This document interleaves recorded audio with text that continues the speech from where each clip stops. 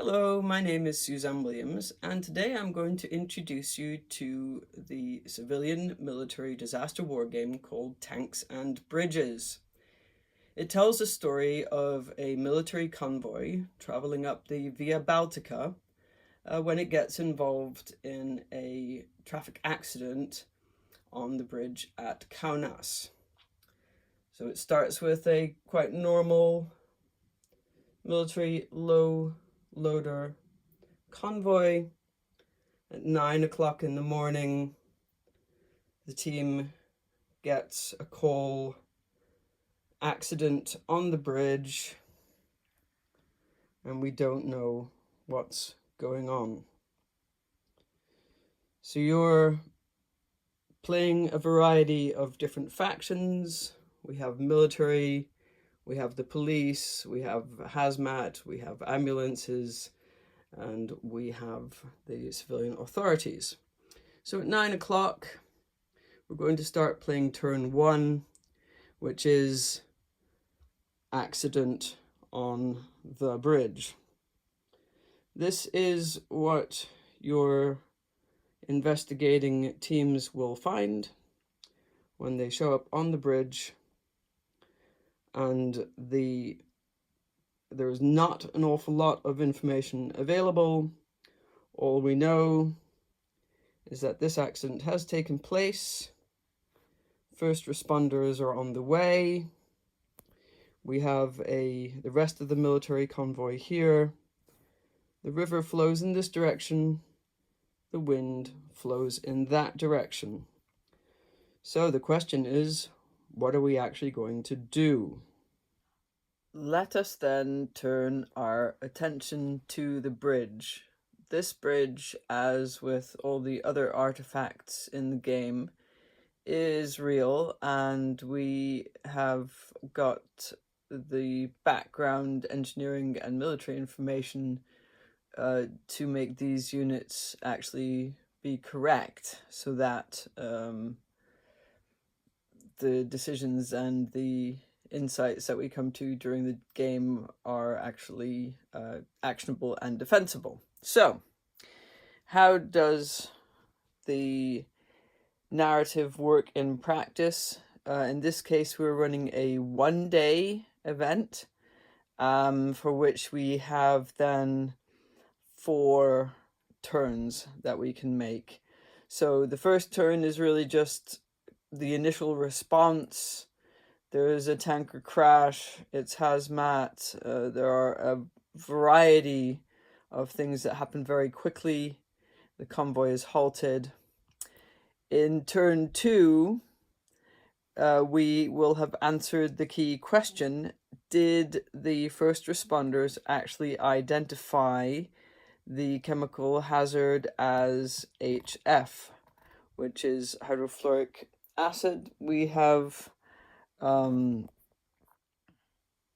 just like with the bridges, we have actually mapped the hazards very accurately, what would actually happen for the toxic runoff if the HF tanker were flushed with water, the toxic plume that will occur from the fire. Then there's, of course, the petrol itself and its various unpleasant characteristics. And finally, we do have also some mitigations for the hazard involved. So we have hazards, we have units, and we have effects. Back to the story. Turn 1, collision and initial response. The big question: did they detect the HF, and what are the initial responses to civilians fleeing off the bridge? In turn 2, it rather depends on what happened in turn 1. So if the toxic agent was identified, then we go into decontamination lanes and hazmat procedures and environmental alerts and questions about evacuating the civilians. because of course the accident has happened here, but now these areas are in danger from the plume, so the deadly distance for HF is about that distance, so this would be their perimeter, and they're going to have to decide whether they're going to go in and rescue these civilians here, and by rights they shouldn't, because that's going to get their first responders killed if they don't have the requisite protective equipment. In the meantime, any runoff from the leaking container will be going downriver, and the toxic fire plume upwind. So in that story, that's the first turn, is the collision. The second turn is, do we understand what we're actually dealing with? And in the third turn after lunch, now we're into all sorts of things going on at once, because perhaps some people came into the hospital not realizing that they were actually contaminated with the stuff, which does actually then affect the healthcare givers. There will be issues of priorities. There will be issues of actually quite some competing doctrine issues. So each turn has its own doctrine issues. We've taken these doctrine issues directly out of the documentation and official emergency plans and NATO plans and agreements and standing orders for what these various agencies have to do. So in turn one, the doctrine tension is about, do we rescue now? Do we make safe entry? How do we deal with the coordinates? Who's got command? And yes, of course, it's the civilian commander has incident command, and then how does the military gentleman secure the convoy? Do we go for a public warning now before we know exactly what's happening? Or do we wait for a complete truth to come? What happens with the police perimeter? So all these tensions are baked into the narrative structure and into the dilemmas for the players. Talking about players, we do actually model the entire command and control structure that would be brought into action in such a situation. And we have a number of playable factions. So we've got the police, this is the national city escalation, so this is about deconflicting and about actually command and control. We've got the care of life, immediate operational faction. We've got the military mobility faction, and then we have the environment and infrastructure faction. So that's a large amount of interaction.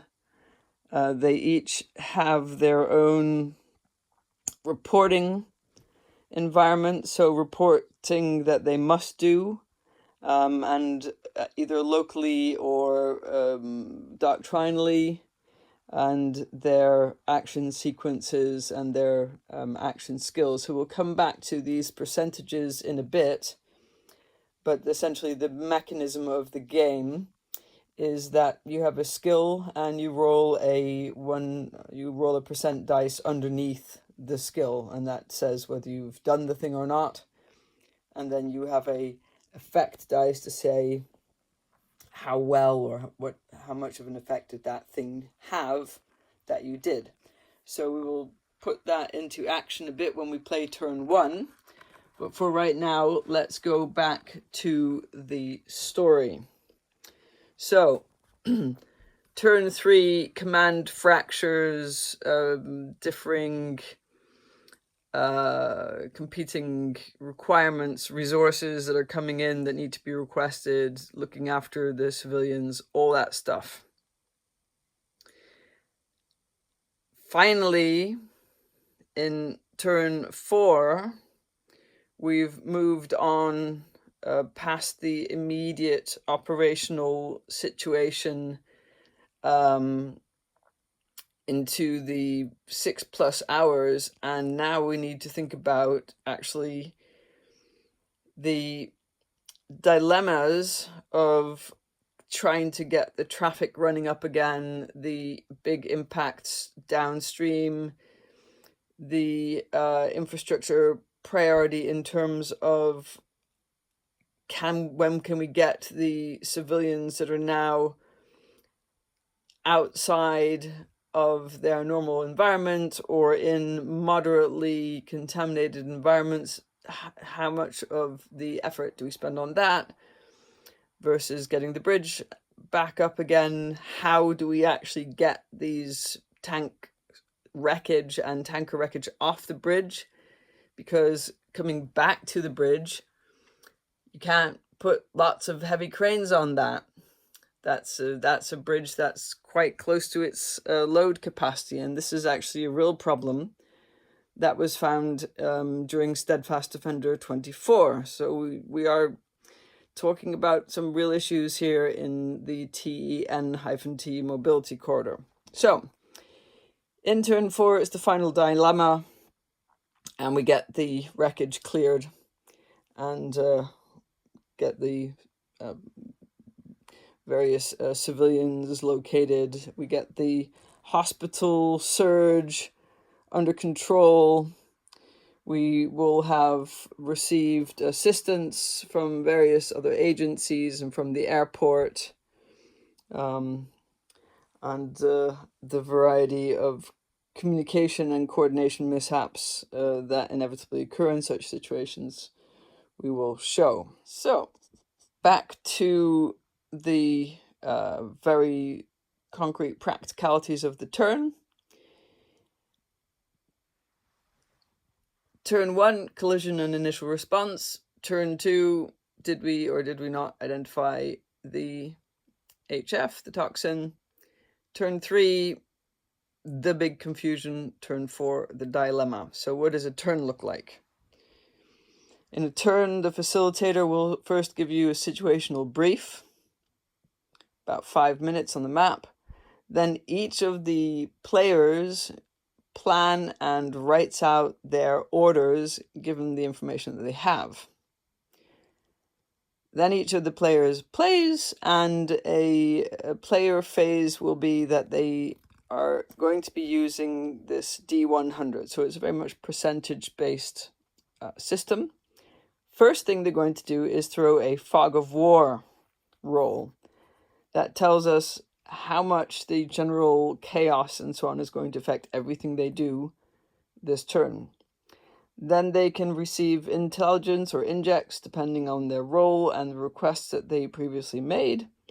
They then declare the actions that they want each one of their units to do, and then they will attempt those skills. We will roll the effect dice to determine the outcomes and then determine what happened. And each of the players will do that. So a turn before everyone has had their go will probably last up to 40 minutes, which is why we're only going to do 4 of them in a day. Now, important though, at the end of each player's turn, they need to make a media statement and they need to make any requests for information or for resources. And then finally, we can use the ICS reporting or some other way of that. The facilitator then wraps up the turn. We have a break and we go on to the next turn. So let's try turn number 1. Turn 1, collision and initial response. Situation brief. A NATO convoy has been involved in a road traffic accident on the Lampedusa bridge, and there is a fire. This is what is found on the bridge, and the safe distance for unknown chemical road traffic accident is 500 yards. Witnesses and 112 have been alerted.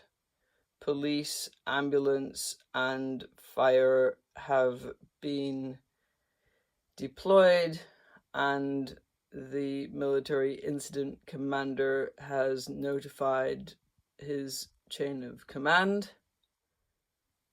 The player playing the police and traffic control was successful to establish an outer cordon indicated with the blue dots, inside of which are only emergency vehicles such as ordinary ambulances, the rest of the military convoy, the first responder fire trucks, civilian vehicles on the bridge, first responder fire trucks. We are playing the fire and hazmat player, and our first job is going to go and understand what's happening on the bridge. So, first thing we're going to do is that we're going to identify the incident commander. The incident commander is, at this point, going to be coming in, the senior fire officer on the first responder in, and their main objective at this point is to establish incident command and to understand actually what's going on. And he's got at his disposal the standard first response fire truck with a variety of capabilities. You'll see here the percentage scores. So this is not a hazmat truck, it's purely a normal fire truck with breathing apparatus, as you can see. Breathing apparatus for each of the crew.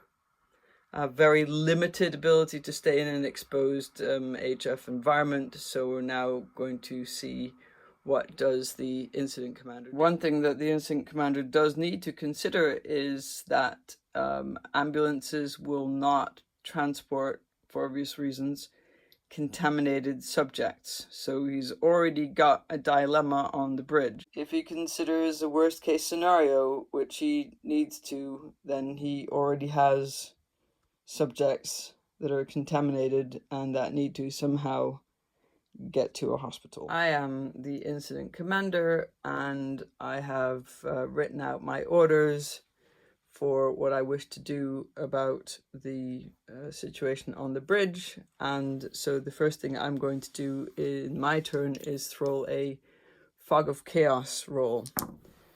So this is 55. That will allow the facilitator during my entire turn sequence, will allow the facilitator to adjust the probabilities up or down depending on how much this fog of chaos is actually affecting me. So I haven't actually sent any units onto the bridge yet, so there's the only information I'm going to get. I'm going to make a throw for receiving the information, for getting the update. So I want to throw less than 65 for my general recon. I threw a 31, so I do gain information that there is a strange scent to the smoke, and I can see from the safe distance already that we're involving petrol-looking tankers, but I'm not able yet to see exactly what those things are. So I will decide to send forward my truck here, my fire truck, because I, as an incident commander, definitely need to declare whether this is going to be hazmat or not, but the information that I need for that is indeed going to come from here.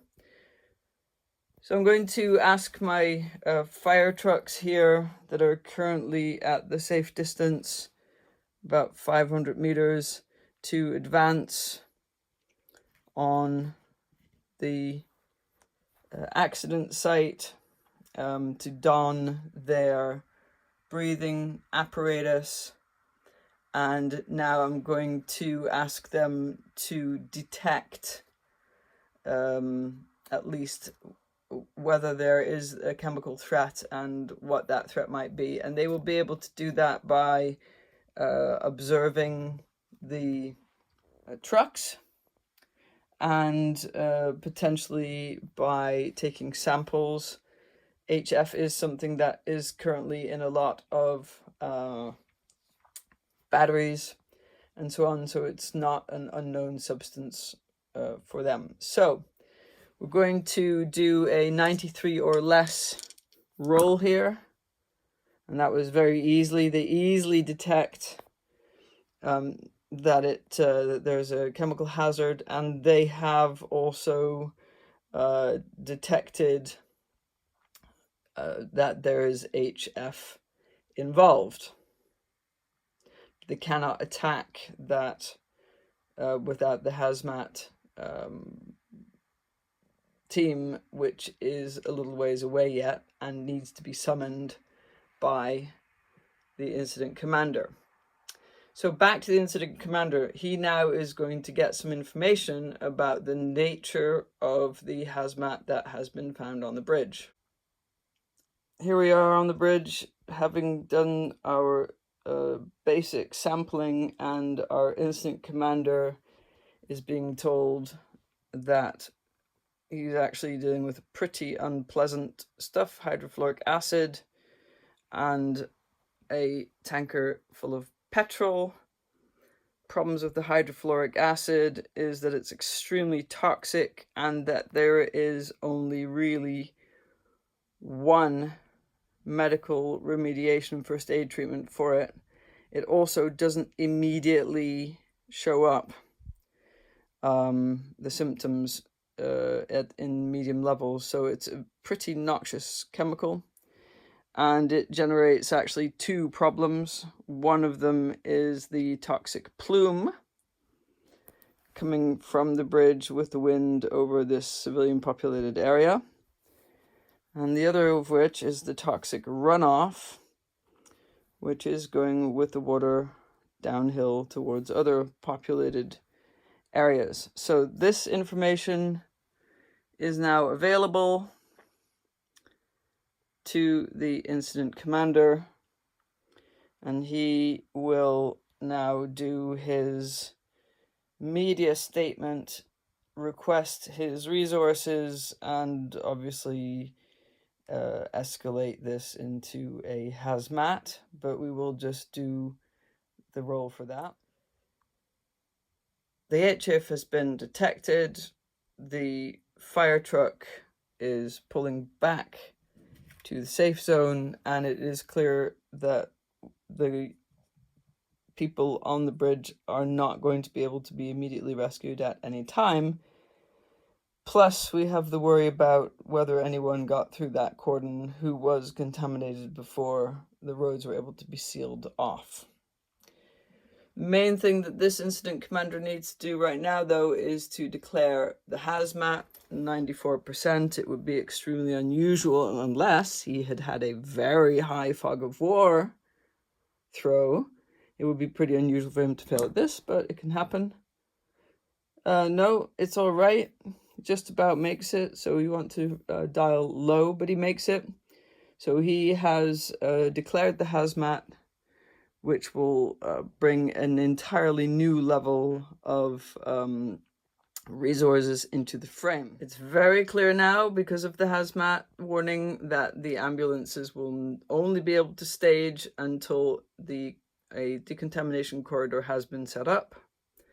And we're going to now start talking about warning members of the public and other topics like that. The police are going to start to get ready for mass movement and securing the civilian areas here that are at threat, and later also the greater civilian area. and the hospital surge. The incident commander for the NATO convoy, of course, has got it all going on now as well and has to consider the safety of his own people. And in the next part, we'll be talking about the perimeter and who sets it and who controls it and how we do identity management coming in and out of what is a dual use zone. So that's all for part 1. I hope you enjoyed it and the gameplay. We're looking forward to showing you what happens next. And yes, let's hope we get it all under control pretty quick.